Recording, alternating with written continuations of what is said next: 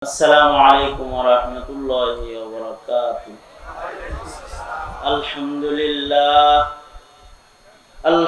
لله وكفى وسلام على عباده الذين اصطفى. أما بعد فأعوذ بالله من الشيطان الرجيم.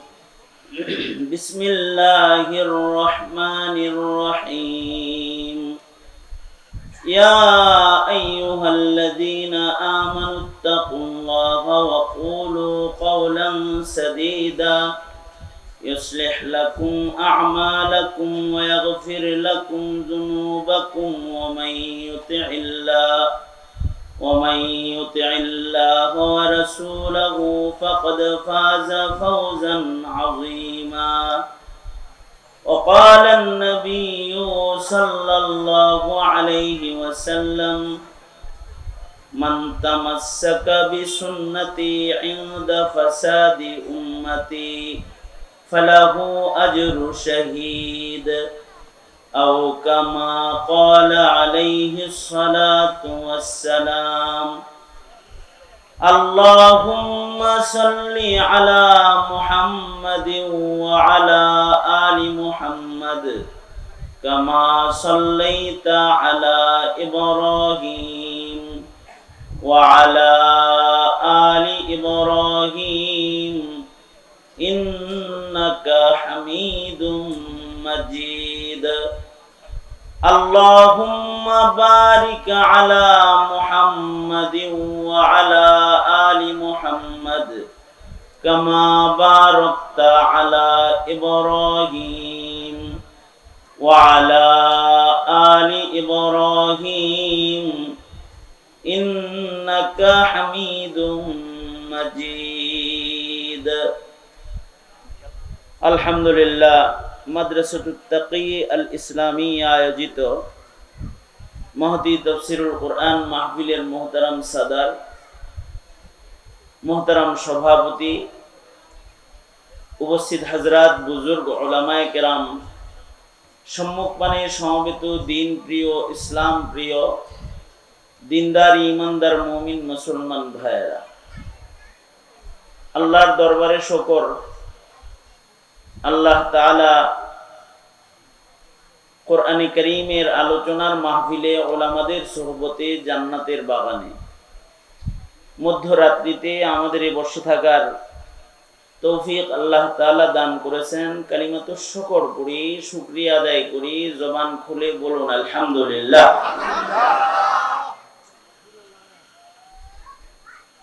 গুরুত্বপূর্ণ নসিহা এ পর্যন্ত। আমন্ত্রিত বিজ্ঞ বুজুর্গ, যোগ্য আন্তর্জাতিক মুফাসসিরে কোরআন হযরতগণ আপনাদের সামনে পেশ করেছেন একের পর এক। বিশেষভাবে আমার পূর্বে গুরুত্বপূর্ণ নসিহা আপনাদের সামনে আমার অত্যন্ত মহব্বতের ভাই, অনেক কথা হয়েছে। আমি আয়াত পড়েছি, আয়াতের মধ্যে তিনটি নির্দেশ আছে। এক নাম্বার নির্দেশ হলো, আল্লাহ পাক মুমিনদেরকে বলেছেন তোমরা মুত্তাকি হও, আল্লাহকে ভয় করো। ইয়া আইয়ুহাল্লাযীনা আমানুত্তাকুল্লাহ, তোমরা আল্লাহকে ভয় করো, একটা নির্দেশ। তাকওয়া কাকে বলা হয়? তাকওয়া বলা হয় আল্লাহ পাকের ভয়ে গুনাহ বর্জন করাকে তাকওয়া বলে। একটা সতর্কতা, খোদা ভীতি একটা সতর্কতার নাম। যেই সতর্কতার মাধ্যমে বান্দা গুনাহ বর্জন করে ইবাদতের জিন্দেগি গ্রহণ করে, এটাকেই তাকওয়া বলে। যে যত বড় মুত্তাকি তার গুনাহ তত কম। তাকওয়ার অভাব যখন হয় খোদা ভীতির, তখন মানুষ গুনাহ করে। বর্তমান সমাজের মানুষের ভেতরে গুনার প্রবণতা বেশি নাকি ইবাদত করার খাসলত বেশি? বোঝা যায় বর্তমান যুগের মানুষের ভেতরে তাকওয়া। কোরআনে কারিমে জায়গায় জায়গায় আল্লাহ তাআলা ঈমানদারদেরকে মেনশন করে করে ডেকে ডেকে বলেছেন, এই ঈমানদাররা, তোমরা আল্লাহকে ভয় করো, মুত্তাকি হও, তাকওয়াওয়ালা হও। তাকওয়াওয়ালা হইলে গুনাহ ছাড়তে পারবে, ইবাদত করতে পারবে। আমাদের পূর্বের মানুষের তাকওয়া বেশি ছিল, সেগুলো শুনলে আমাদের তাকওয়ার পরিমাপটা করা যাবে যে আমরা কিরকম মুত্তাকি। আগের যুগের মানুষরা এতটাই মুত্তাকি ছিল যে তারা গুনাহ তো করতো না, ইবাদত ছাড়তো না, ইবাদতকে আল্লাহর ভয়ে আহমিয়তের সাথে আদায় করত, ইবাদতের পরিপূর্ণ হেফাজত করত তারা তাকওয়ার কারণে। আমাদের টুটাফাটা যতটুকুনি ইবাদত জারি আছে, এগুলো নষ্ট হয় তাকওয়ার অভাবে। আমরা কিছু ইবাদত করি কিন্তু মুত্তাকি গোলামের ইবাদত আমরা করি না। আমরা নামাজ পড়ি কিন্তু আমাদের নামাজ তাকওয়ার নামাজ, খৌফ ও খাশিয়াতের নামাজ হয় না। আগের যুগের মানুষের তাকওয়া বেশি ছিল বিধায় তাদের নামাজ ভারী ছিল, ওজনদার ছিল। যেমন আমরা নামাজ পড়ি, তাকবীরুল হেফাজত নাই, আমরা নামাজ পড়ি, জামাতের ইহতিমাম নেই। একটা জামানা ছিল সমাজের কোনো একটা বালেক পুরুষ ঘরে নামাজ পড়তো না। যেমন আল্লাহর রাসূলের জামানা, নবীজির জামানায় অন্ধ অচলরাও জামাতের নামাজে হাজির হইত। ঘরে নামাজ পড়ার মতো হিম্মতি তাদের ছিল না, কারণ তার ইবাদত যদি আল্লাহর কাছে পছন্দের না হয় তাহলে ইবাদত করে লাভ কি? সর্বোচ্চ পছন্দের ইবাদত বানানোর জন্য যত মুজাহাদা, যত কষ্ট আছে সব তারা করত। এই কারণে তাদের এই ইবাদতের ধারাবাহিকতাটা এক আধ সপ্তাহ ছিল না, একদিন দুই দিন না, এক বেলা দুই বেলা না, তারা লাগাতার ইবাদত করত। তাদের ইবাদতের কোয়ালিটিও লাগাতার ভালো রাখত। যেমন সাহাবায়ে কেরাম, তাদের ইবাদতের কোয়ালিটি বরাবরই ভালো এবং লাগাতার ভালো। তাবেঈদের যুগেও এটার হিফাজত ছিল। এ কারণে সাহাবীদের ইবাদতের বর্ণনা যেমন ইতিহাসের পাতায় আছে, তাবেঈদের গুণাবর্জন ইবাদতের বর্ণনা, তাকওয়ার বর্ণনা ইতিহাসের পাতায় মওজুদ আছে। যেমন ইতিহাসের পাতার একজন তাবেঈর নাম আমি বলি আপনাদের সামনে, সাঈদ ইবনে মুসাইয়িব রাহমাতুল্লাহি আলাইহি, যিনি হযরত আবু হুরায়রার মেয়ের জামাই ছিলেন। হযরত আবু হুরায়রা হলেন মুকাসসিরিন সাহাবীদের অন্যতম সর্বোচ্চ হাদিস রিওয়ায়াতকারী সাহাবী হযরত আবু হুরায়রা। এই হযরত আবু হুরায়রার মেয়ের জামাতা ছিলেন সাঈদ ইবনে মুসাইয়িব। ওনার ইবাদতের ঐতিহাসিক বর্ণনা কিতাবে মওজুদ আছে। কেমন ঐতিহাসিক বর্ণনাগুলো?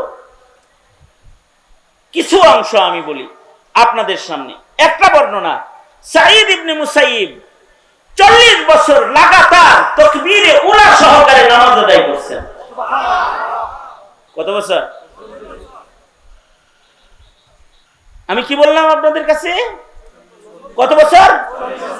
এবার বুঝেন, আপনি আমি নামাজ পড়ি কয় বছর? তাকওয়ার হিসাবটা করতে পারবেন যে আমাদের তাকওয়ার পরিমাপটা কি। শুধু তাই নয়, সাঈদ ইবনে মুসাইয়িব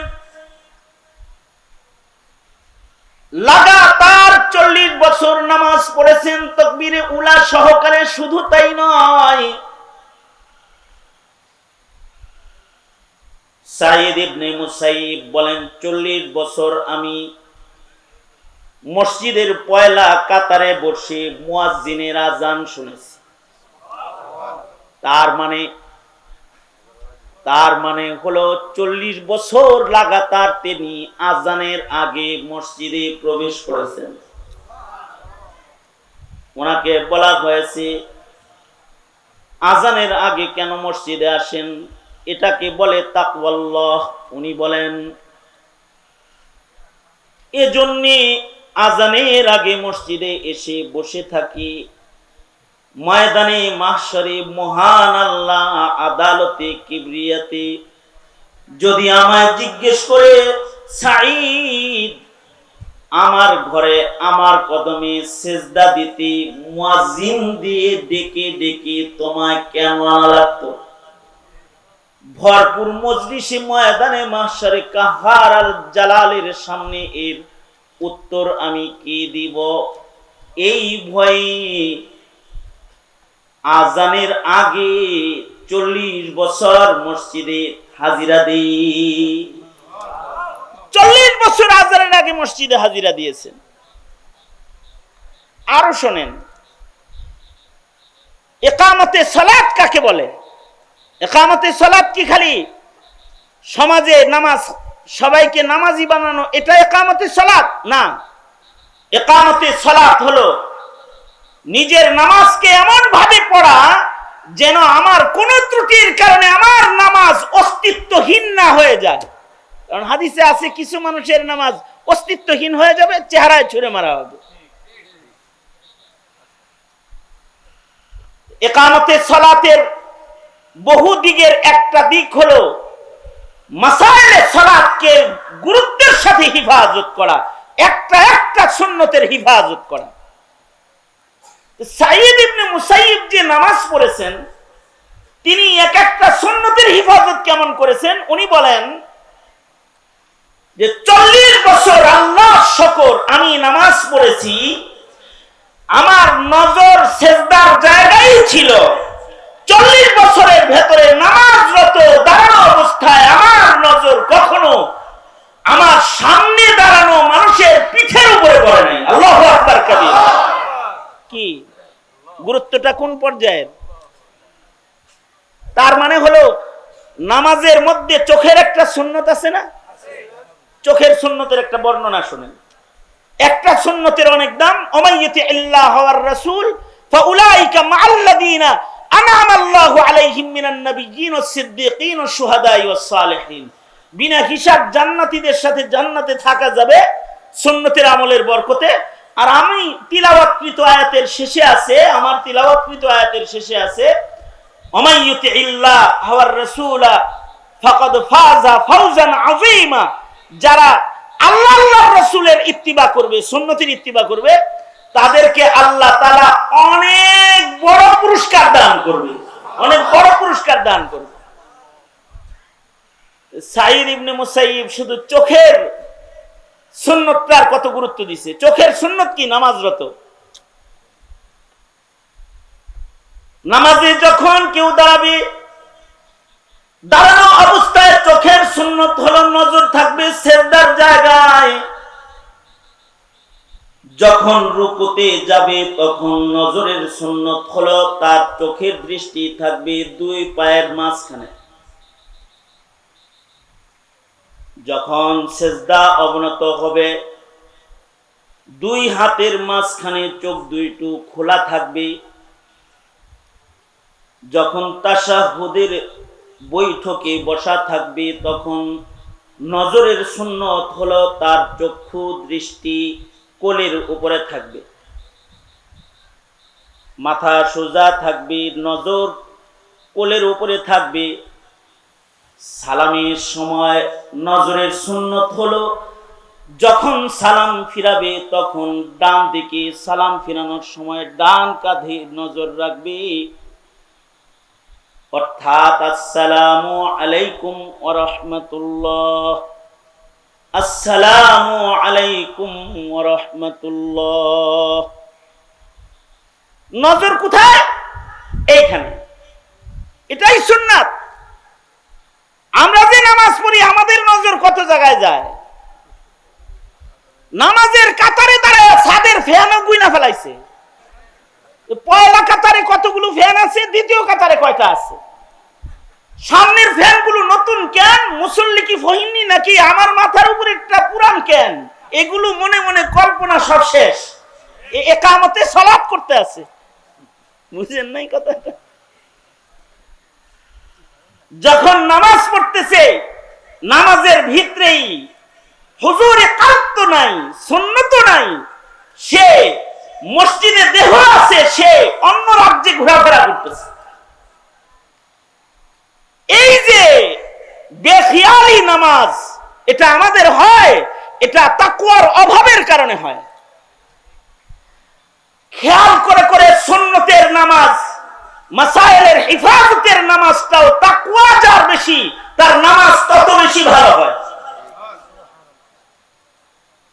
এ কারণে সাঈদ ইবনে মুসাইয়িব বলে, শুধুই আমি নজরের সুন্নতের হিফাজত 40 বছর নামাজে এমন ভাবে করেছি, দাঁড়ানো অবস্থায় সেজদার জায়গায় নজর রেখেছি 40 বছর। এই 40 বছরের মধ্যে কখনো আমার দৃষ্টি আমার সামনে দাঁড়ানো কোনো মানুষের পিঠের উপরে পড়ে নাই। এতটা সুন্দর করে যদি কেউ নামাজ পড়ে, তাহলে তার নামাজের পুরস্কারও তো মহান আল্লাহ বড় দিবেন। কারণ হলো তার নামাজের রুকু সিজদার ভেতরেও তাকওয়া বেশি। আর আমাদের সালাম ফিরায় কেমনে জানেন? গ্রামে গঞ্জে আসসালামু আলাইকুম ওয়া রাহমাতুল্লাহ, আব্দুল জব্বার ভাই তো আসে নাই আজকে, আর আসসালামু আলাইকুম ওয়া রাহমাতুল্লাহ সুলাইমান ভাই তো আসে নাই। দেখি সুলাইমান ভাই বাম পাশে দাঁড়ায়, হেও জানে, আর আব্দুল জব্বার ডান পাশে দাঁড়ায়, এটাও জানে। সালাম ফিরানোর সময় দুনো পাশে চেক করা শেষ করছে। এই যে নামাজের এই হালত হইল, এইটাও তো তাকওয়ার অভাবের কারণে হইল।